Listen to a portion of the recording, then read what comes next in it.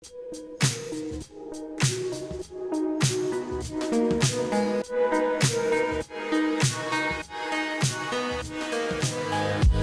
welcome to the latest episode of Data Unchained. I'm your host, Molly Presley. For those of you new to the show, let me tell you just a little bit about what you can expect by joining today's episode. Data Unchained covers the evolution a bit of how data has become increasingly decentralized and how you put that data to work. So if you can envision back in the 70s and 80s, mainframes were built and all the people and the buildings kind of circulated around the computer and the mainframe, as well as the data. Now, in the very distributed world that we have with sensors and devices in our cars, our phones, and data centers and clouds, data is very distributed. And as we embark on things like business analytics and AI, that's a really interesting opportunity to delve into really massive data sets, but it can also be a challenge on the technology, the compliance, the governance, and all the things that you need to do around that data. So by the end of today's talk, we'll have covered some of the challenges around decentralized data, some of the tools and things you need to be thinking about as you start to tackle putting it to use, and some of the benefits that you can accomplish by having an initiative to tackle this in your organization. Malcolm Hawker is joining us today. Welcome, Malcolm. Thanks for having me, Molly. Looking forward to our conversation. Yes.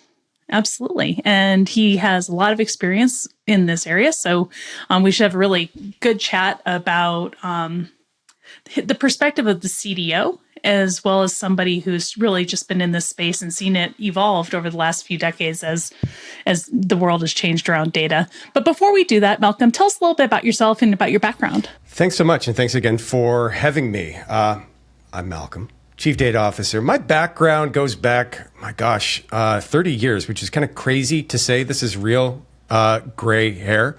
I started my professional career in product management. I did a product management track for, I would say, for the first 15 years of those 30-ish, close to that. Reached the rank of a chief product officer. I was running a product organization, had a large product team. We were building and monetizing and developing software-based products. So over the years, I kind of learned the trade of product management and how to build great products and be focused on customer success. And I made a pivot into data and analytics. I made a pivot into IT and I wouldn't say I started over, but I started more on the consulting side of things, worked my way up in ranks, got hired into a company, ended up running an IT function, and really kind of got the data and analytics bug. When as a consultant, I was hired to answer the question of the very unbelievably difficult question of how many customers do we have? At the time, this was a publicly traded, extremely large company, and they were hiring me as a consultant to answer this question. And I was thinking, man, this is a slam dunk, right? I'm gonna run some Tableau reports. I'll do some customer dashboards. It'll just be in and out, be the easiest engagement ever. Until I actually started to dive into it and look into the data, and I learned that there were 45 different definitions of customer around the organization, data highly siloed, disconnected, different quality standards, different definitions, different meetings, all these things. It turned out to be a more than a year-long engagement to try to solve that problem, which was really my gateway drug, as it were, into data and analytics. I was infinitely attracted to the idea of something on the surface being so simple and what should otherwise be so simple, but was also at the same time incredibly complex. So that was my foray into data and analytics, a place where I've stayed ever since. I have worked in a number of different roles, but kind of chose about 10 years ago to take more of an expert path than a people leadership path. Worked my way up to becoming a Gartner analyst. So I was an analyst for 3 years with the research firm of Gartner, where I talked to CDOs and CIOs all day, every day about best practices related to data management and analytics. And now I'm the Chief Data Officer of Profisee. I've got the greatest job on the planet. I'm an externally facing CDO. I am in the field working with our customers, working with our sales team, but I'm primarily in the field working with everybody else. I get to be the spokesperson for our organization. I get to speak at all the analytics events, all the data events. I get to do a podcast of my own called CDO Matters, white papers, blogs. I'm active on LinkedIn every day, maybe even annoyingly so at times. But I get to be the external face and voice of my company. But at the same time, I remain deeply plugged in to the industry about what's working and what's not working through my many relationships with CDOs around the globe. So couldn't be more thrilled to be talking about data today with you here. Awesome. So I'm curious, what is the role of the CDO, especially, I mean, maybe distilling that down to one thing is impossible. Yeah. But I come from more of the unstructured data world, and often the first round of CDOs I met were really focused on like the databases and Tableau data.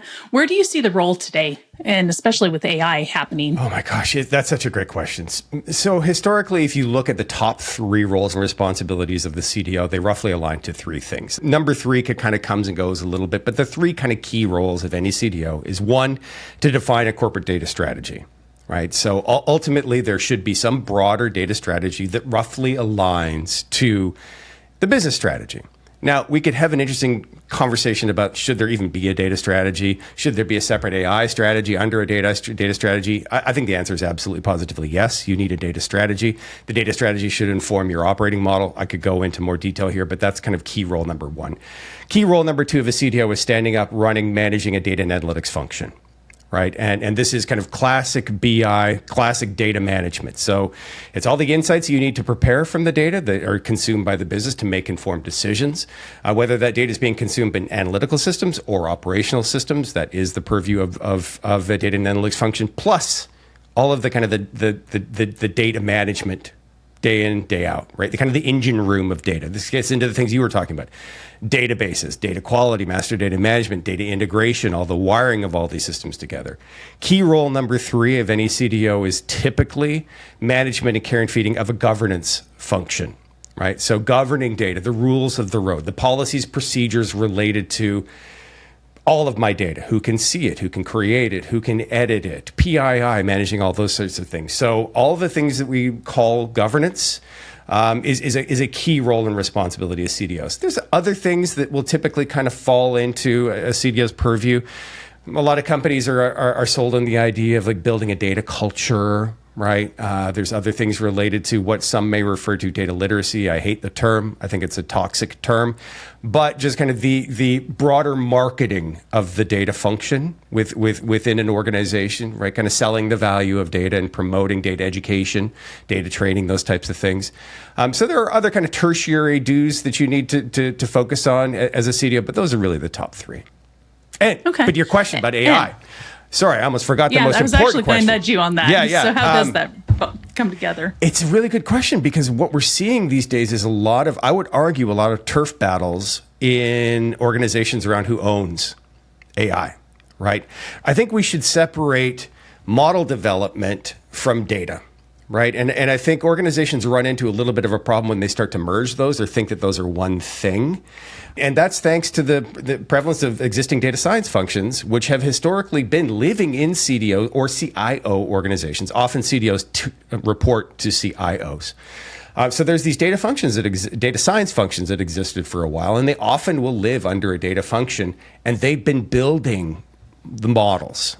Right. And I think increasingly what we're seeing is CTO organizations, chief technology officer organizations, do arguably kind of a land grab around the data science function, because increasingly, I would argue these models end up looking like and arguably needing SDLC-like processes around them. Right. So I think where things need to go is that we need to separate the data necessarily from potentially the model development. And arguably the model development could live in a CDO function, but for a lot of companies, it's living in a CTO function, right? Or maybe data science stays under the CTO, but to your point about decentralization, there are business domains or business functions, or maybe the CTO organization that is building chatbots that are consuming the models that are consuming the data. So I don't think companies have quite figured it out yet. There's a lot of land grabs. There's a lot of politics going on about who should own what. Frankly, CDOs aren't doing themselves a lot of favors because many of them sat on their hands for 2 years plus, kind of figuring out what it all meant. Some are kind of even struggling to figure out what it all means. There are some really difficult questions related to AI beyond just purely model development that I'll be honest, a lot of CDOs are struggling with. The greatest one being the idea of kind of AI-ready data and governance for AI. You know, when we talk about governance for highly structured data, the intersection of a row and column, arguably that's easy. I knock, knock, easy. But what is it, particularly through the lens of data quality? When is something correct or incorrect, right? That gets really hard when you start talking about 100 pages of text, right? When is 100 pages of text correct, right? If I read it and come to one conclusion and you read it and come to a different one, who's right, right? This is where context absolutely. plays a role, knowledge management plays a role, and those are basically foreign terms to most CDOs. Yeah, and you even get into, at a more kind of simple level, even just version control, copy management. You have 20 copies of that 100 pages. Are they the same or not? Don't know. Well, yeah. And exactly. Like you say, then the context within can be very different depending on even the model, much less the human who was reading it. Well, a lot of where these, so, a lot of what you're talking about is just kind of pure content management, right? Where marketing organizations are managing SharePoint servers or managing a separate content management, application, where there is a lot of data sitting in those content management systems. The CDOs are just completely unaware of, don't even know if that it's actually even there, let alone governing that data, right? So there is a massive challenge in that, right? Because if that data gets picked up by LLMs and it's wrong, right, that's a problem. But there's also a massive opportunity in that, I would argue, for CDOs to start to figure out what does it actually mean to make that data AI ready. We're answering those questions as we go. Nobody's really kind of figured it out, but there's a lot of opportunities before us right now. So before we go further, let's take just a minute and tell us a little bit about Profisee and what Profisee does. Well, thanks for asking. Profisee makes master data management software. So Profisee exists to help solve the data silo problem. So naturally, over time, as organizations grow, data silos pop up, right? And a great example is a data silo of a CRM system, what sales and marketing is using for managing their contracts and their contacts and people-related data, and data sitting in an ERP. They both contain customer data. So you've got customer data over here and you got customer data over here. Joe Smith, Joseph Smith. When you pull that into an analytics layer and you run a report, well, you're going to see two separate customers, two different source IDs, something from the CRM and something from the ERP. Is that one person or is that two people? Right? MDM exists to help solve that problem. MDM is the place where you can go and apply consistent rules, quality standards, structures, definitions to data that is widely shared across the organization. So MDM is a software that enables a master data management discipline. And that discipline is the care and feeding of data that is widely shared, such as customer data, product data, asset data, location data. One way to think about this is data, if you had kind of a 3-ring Venn diagram, like classic Venn diagram, the data on the outside of that ring that isn't widely shared, well, speaking of decentralization, if you're in marketing and that one of those rings is a CRM, the other one is an ERP, maybe the third one is a procurement system. If you've got data that isn't widely shared and you're in sales and marketing, well, knock yourself out. Call it whatever you want to call it, right? You're only going to affect, those policies should be relevant for how you treat that data and how you manage it. Care and feeding of that data should be relevant for your organization. Good stuff. But the minute that data moves out of the CRM and into an ERP, it needs some idea of consistent management, consistent quality standards, consistent definitions. That's the role that MDM plays, and those are the solutions that Profisee brings to market. So the term master data management is descriptive, and I intuitively understand what it means, but it's a term I'd never heard before, despite being in the data space for ages. Is that a Profisee term, or does Gartner have magic quadrants on master data management? Yeah, and as a matter of fact, the last 3 I co-wrote. So okay, I kind of figured, but I didn't actually know the answer. Yeah, no, there's a separate master data management, a magic quadrant. Gartner temporarily discontinued it in 2021 and it's coming back in 2025. I won't go into a lot of the sausage making details there, but yes, it is a separate competency from the perspective of Gartner. When we think about kind of classic data management competencies, classic data management disciplines, there's metadata management, which often people kind of call data governance, but it's really metadata management. It's all the data about the data.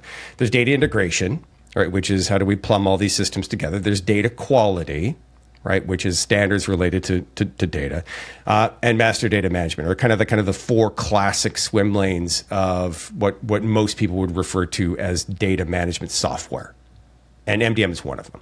When you think about master data management, how broad can this span an organization, thinking R&D to, some of the core technologies of the business that you've been talking about to, I don't know, you have cars driving around, you have sensor data, depending on the type of company. Can it span all of that? Well, it could. And now, again, think about that Venn diagram that I was talking about. Now, just imagine that instead of tables or databases, those were business processes, right? Process 1, process 2, process 3. If data is part of a kind of a very complex supply chain where data is like customer is a great example, right? You've got customers that are in marketing systems where they are maybe, they're getting served banner ads, right? And then they move into a CRM where maybe they are served a piece of snail mail or some other offer. And then they're given, a contract, and then they sign a contract. And then the customer data moves from there into an ERP system, then into a general ledger where the customer rev rec happens against that customer. So complex workflows where data is moving across the organization where you need some consistent semantics, some consistent definition. That's the domain of MDM. Some of the other things that you touched on, like IoT and sensor data, for example, or maybe even IT-centric data that would maybe living in like a ServiceNow or some sort of ITSM type system, a lot of that data naturally aligns to unique identifiers. Right? You're not going to have a situation where you've got one IoT sensor with this ID and another IoT sensor with the same ID. I suspect maybe it could happen, but in situations where there are unique identifiers, where nobody's really going to argue, okay, is this sensor the same as this sensor? Right? There's just not a role for MDM there. Same thing as within ITSM. Like if you're managing a series of hosts, for example, or server names, there are naturally unique identifiers that exist often at a hardware level that are incontrovertible, right? They just are. And that'll allow you to uniquely identify each one of those things. Well, then you're not going to really need MDM because there isn't the situation where I'm just going to go create a new, MAC address on my own, right? Somewhere else. It already exists. It's part of an ITSM. It's part of some sort of service management catalog. And there's a unique identifier there. Same thing is true in the IoT world where, okay, could you extend master data management into IoT? Maybe, but arguably for a lot of the things it's unnecessary because there are those unique identifiers. We call in MDM parlance, we call that reference data, where there are unique identifiers that are well established, well known, and well shared. There's no need for the kind of complexity of MDM to try to solve, okay, is this IoT sensor the same as this one? Generally, you're going to know if they're one or two. Makes sense. So when you and I were chatting and prepping for this call, we were talking a little bit about structured and unstructured data. And when you think about decentralized data, how do you put both to use? I think you have kind of an interesting concept around all unstructured data really needs structure to be useful. But let's just talk about that. I think organizations are split on data silos for a lot of reasons, and where that data is homed or lives, leads to kind of some of the attributes about how structured is it? Does it have metadata? Kind of where on the trajectory do you think enterprises are and need to be? I don't know. I haven't figured this out yet. And this concept haunts me. Like, so you suggested that I'm of the belief that all unstructured data needs to be structured. Well, I don't know. It certainly needs to be classified. It needs tags, right? We need to be able to find it, right? Like search and all the things we've been doing for search for a long time. We need to be able to classify all of that unstructured data. That, to me, that's kind of like a minimum bar, because there's goodness for allowing you to do that, right? So you can find it, and it could be part of some sort of broader ontological structure that is part of a broader hierarchical structure. And this is the world of knowledge management, and we need that. However, there is a case to be made, at least through the lens of our legacy systems and processes, what I would loosely say that align to the discipline of data governance, right? Who can see the data? Who can edit the data? How do we define the data? What is the business glossary terms for that data? Quality standards for that data? When is it accurate? When is it inaccurate? All the things that go into what we as data managers would traditionally call data governance. There are some who believe the only way we're going to govern unstructured data at scale is to structure it. I don't think that's true. I don't think we'll be able to do it. I think the only way we'll be able to govern that data at scale is to use AI to do it. Now, this does create a little bit of a paradox in that if the primary reason why we would want to govern it in the first place is to make it AI ready. So the AI doesn't hallucinate and tell you dumb things, right? If the primary reason you have for governing unstructured data is to make it more digestible, or at the very least more accurate for LLMs, and you're using an LLM to do that, well, that's kind of like driving a boat off the wake. Right? I'm not entirely sure that would be a completely advisable thing, although I'm starting to believe more and more the only way we're going to govern all of that, what Gartner says is 80 to 90% of data at most organizations, the only way we'll govern that unstructured data, I think the only way we're going to do it at scale is to use AI to do it. Because to try to put all of that stuff through some sort of grinder to get it ground down to the point where it is highly structured, I don't think the value is necessarily going to be there.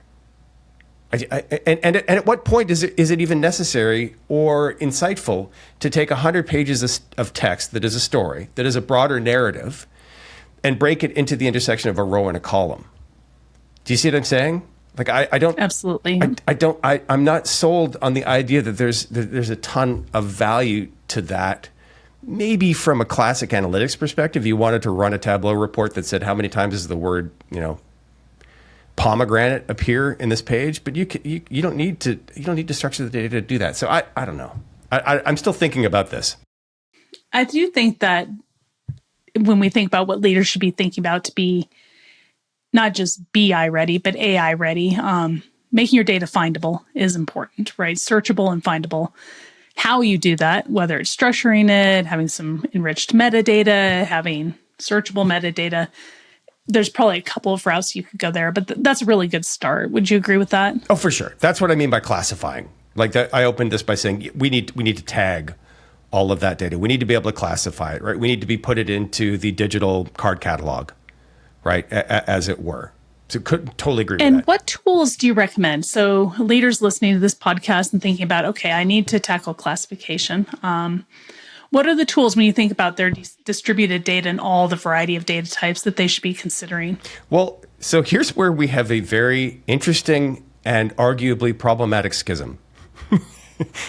In my world, in the data world, those tools have existed as these things called data governance tools, aka metadata management tools, aka data catalogs, right? That have historically managed the process of kind of discovery and profiling of data. But what these tools are typically doing is looking at relational databases, right? They're looking at the joins between tables to understand relationships. These tools are not necessarily looking at it through the lens of an ontology to understand relationships. How these things are happening are completely different. Yes, a join is a relationship. Products are related to customers. Yes, that is a relationship. You can build knowledge graphs around that. So there's more and more people in my space, at least now, talking about the use of knowledge graphs to help not model those relationships. But I think that's an entirely different thing. That process, this kind of bottoms up, very kind of relationally driven process, is very different than what a librarian might do in order to classify a lot of data, right? And I think these worlds need to necessarily start coming together. In my world, in the data world, there's a few of us, at least in my LinkedIn echo chamber, that are kind of talking about it, but most are not.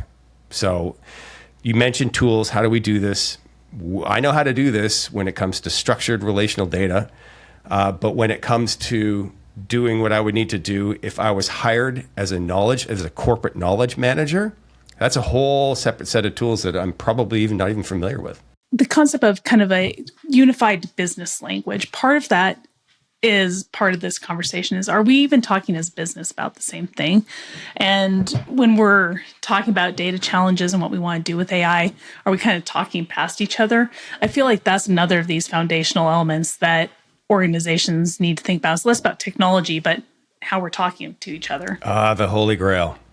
Yeah, I mean, this is it. We seek the Grail, which is this idea of a universal business language that I don't think exists. So, as much as we cling to this idea that it might and possibly could exist, right? The arc is out there somewhere. I just don't think it does. It's taken us the better part of 3 decades in my world to figure this out. But what we are slowly and painfully figuring out in our world is that context matters, right? The way that sales can talk about a customer is different than the way that finance talks about a customer, and they're both right. Even when the exact same term is used to describe them, the way that you're thinking about them, the way that they are defining those things is necessarily different. So context absolutely matters. Now, I live and breathe in this MDM, Master Data Management, was kind of built around this increasingly misguided notion of a single version of the truth. The pain that we are the painful discovery or realization that we're slowly coming to in the world of data and analytics is that the notion of truth is contextually bound. And there are multiple contexts in any organization. I would argue roughly aligned to functional, cross-functional, enterprise-wide. Right? There's a context that exists at a purely functional level. And this, by the way, nicely aligns to that idea of the 3-ring Venn diagram that I was talking about. So there are multiple contexts in an organization, which necessarily means there are multiple versions of truth. However, within any one bounded context, there can only be one version of the truth. Meaning, if your CFO asks, how many customers do we have? There's only one answer to that question. And you don't want to be the data leader that says, I don't know, it depends. Who's asking? Which is what we kind of been dancing around for a few decades. So we tried the one version of truth to rule them all, which kind of roughly aligns to the idea of one single language of business. We've tried that from kind of a top down, didn't work. It created things like the data mesh. It created data federation. It created the decentralization of data because the monolithic top down one version didn't work for everybody. Didn't work for sales and marketing. So they went and did their own thing. Right? And they're going to keep doing their own thing if we as data leaders try to enforce these draconian rules that don't fit to their business processes. So we need to evolve from one kind of set of rules to N sets of rules, I think that roughly aligned to business domains, right? What one might call federated approaches to data management. We need to do that, but we also need to keep the CFO happy. So it can't be an either or. We need to be able to do both. The challenge for that is that in the data world, we struggled with coming up with one set of rules. Now we need to do multiple sets of rules. This is an area where I think AI can really, really help. Yeah, the breadth of what AI can handle versus what a human brain can handle is certainly a great tool. Yeah. And yeah, it's funny, the many-to-one and one-to-one piece, in my world where I work, we talk about that a lot, that data used to be created for a one-to-one purpose, that I created my CRM data for the use of the CRM and the users of my CRM. Well, now you have this many-to-one relationship of maybe you have some AI tools, some data scientists, plus the CRM using that data. And so this theme of process, tools, and how we think about data really needs to be rethought. I don't think rethunk is a word. Let's go with it. Rethought, so that we can think about, okay, now there's a many-to-one mapping of not just the users of data, but the language of how we're going to use that data. Is a really interesting thing I think we can leave some of the listeners with, just to kind of rethink what is kind of our foundation of the rules of how our organizations work. It really has changed a lot. I think you, as an expert in the variety of areas you didn't even touch on some of the other things you've done. You've written books, you write for Forbes, you do a lot of other things. How can people tap into your knowledge, what Profisee does for master data management? What do you kind of recommend as that first step? Is there an assessment you do of organizations' needs? Kind of, how do you get started? So we're not consultants, but we rely heavily on consultants. This is from the perspective of Profisee in my company. So we rely heavily on consultants. 90% of all master data management software deployments are handled by consultants for a lot of different reasons. So we will work with anybody, but if you approach us and say, hey, listen, I've got a data silo problem, right, and I need some help to break those silos, we'll certainly work with you. We've got an in-house professional services team that can hold your hand and hold you through that and walk you through that. So Profisee.com, Profisee spelled that way. More information. Well played, having the shirt. I'm representing. Oh, yeah. For those who are only listening, sorry, I was tapping my shirt. I'm wearing a logo shirt. So That's okay. We have a YouTube version of this. yeah, so I assumed well done. as much. But yeah, contact us through Profisee.com. We have got a ton of resources on our website related to MDM, Master Data Management, data quality, data governance. If you're kind of struggling with things like, okay, where do I start? How do I know if MDM is the right solution for me? How do I know if Profisee is the right solution for me? Come to our website. We've got a ton of materials. Otherwise, connect with me on LinkedIn. So I'm on LinkedIn all day, every day. My role is to help educate and help promote and help support CDOs and anybody who wants to be a CDO or anybody who's in a data management or data and analytics function. It is really my role. I don't sell, right? So I'm out on LinkedIn and I'm not trying to sell anything. I'm just trying to help. And if you've got questions about anything related to data, hit me up on LinkedIn. I do get about 30 to 40 direct messages a day from BDRs who are trying to sell me stuff. So it may take me a bit of time to sift through your DM, but I will most certainly get to it. I post a lot of content on LinkedIn. Some people think that it's rather insightful and valuable, and I won't try to shove products down your throat on LinkedIn. Beyond that, and if you do connect with me on LinkedIn, you get access to other resources. I do a third Friday of every month. I do an Ask Me Anything on LinkedIn, where I set up a LinkedIn live stream and I'll just chat. I'll just talk to like, it's kind of like an Ask Me Anything, open office hours. So we do that. I've got my own podcast, CDO Matters. You'd mentioned I've got a book. Now I'm holding up a book. It's called the Data Hero Playbook. Touches on a lot of the things that we were just talking about, as a matter of fact. So no shortage of ways to get in touch with me. Come to a data and analytics conference. Chances are pretty good you might find me there speaking. I speak at a lot of different events around the world. So would be thrilled if you engaged with me. Start with LinkedIn. Awesome. And I think we'll put a link to some of those materials into the show notes for those of you listening that want to find a direct link. We'll link to the book, the LinkedIn profile, some of the assets that might make it a little bit easier to get in touch. Hey, Malcolm, before we tie up, we've talked about a fair number of already difficult to tackle, not fully solved problems. But what do you see next as far as the types of things that are on people's mind as you think about a CDO or a CIO, how they're preparing for the next wave of initiatives that will be coming at them in the next year? What else is on their minds? Yeah, I mean, a lot of people are top of mind. Number one, and we already kind of touched on this, is AI. And how do I make my data more ready for AI? How do I unlock the value that is sitting trapped in all of these relational databases, right? And that's what we've historically been relying on, is the 10 to 20% of data that is sitting in highly structured relational data stores, right? How do I kind of unlock that for Gen AI-based solutions that prefer to consume text, right? This is something that a lot are trying to figure out. Governance of that. We already talked about this. Another thing that a lot of CDOs are really concerned about is organizational issues, right? How do I retrain and upskill my organizations for an AI-based future? How do I upskill myself for an AI-based future? What are the impacts going to be of increasing levels of augmentation and ultimately automation? What does that mean for my organization? I'm actually bullish on, at least in the short term, and what I mean by short term is the next probably 3 to 5 years, I actually see a demand increasing for human oversight. I don't see it actually going away. We touched on this very briefly when I mentioned that AI is going to help us develop N, like N as a norm, and sets of data governance policies that are very contextually driven and maybe even use case or user driven, where we have a lot of bespoke policies that are created not only in line with how the data exists, but how the data will actually be consumed, right? And in all of those situations, the worst thing that you can do as a data leader is just turn the decision over to a robot, right? The worst thing you can do is if your CFO asks, why do I see Acme incorporated on this audit report?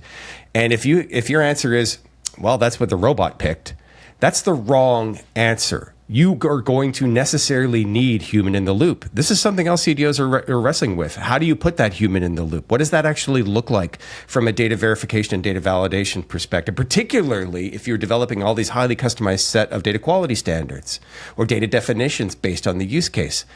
there will necessarily need to be humans approving these policies that increasingly are being recommended by these AI-based solutions. I think in the short term, that's actually going to drive a demand for doing what we do. Now, it's going to change what we need to do. It's going to change our training. It's going to change our perspective. We need to start becoming more like business consultants than data wranglers.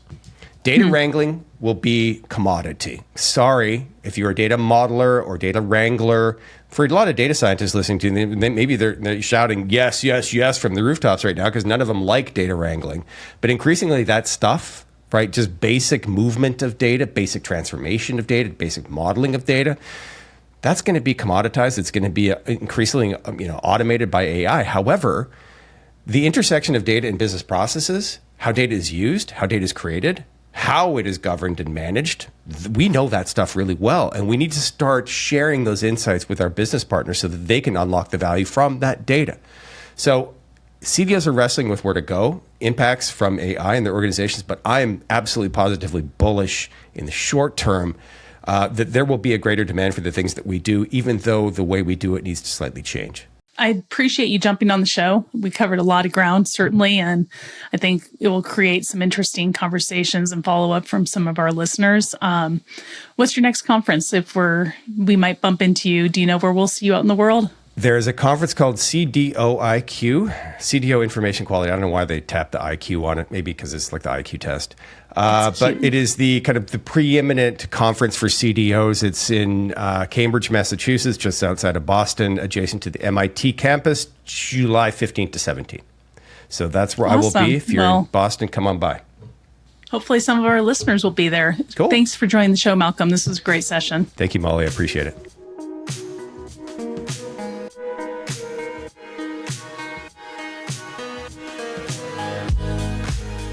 Thanks for listening to Data Unchained, powered by Hammerspace.